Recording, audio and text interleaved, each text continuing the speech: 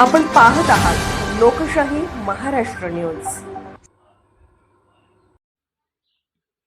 विजापूर गुहागर महामार्गावर ट्रक दुचाकी अपघातात एक जण ठार।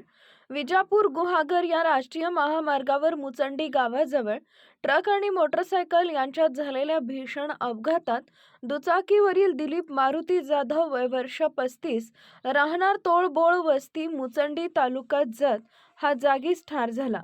हा अपघात मुचंडी जवळील पेट्रोल पंपाजवळ 4:30 वाजेच्या सुमारास घडला। मयत दिलीप जाधव गेल्या 7 ते 8 वर्षापासून वन विभागात हंगामी वॉचमन म्हणून कार्यरत होते। मुचंडी गावालगत असलेल्या वन विभागाच्या वनक्षेत्रात ते देखरेखीचं काम करत होते।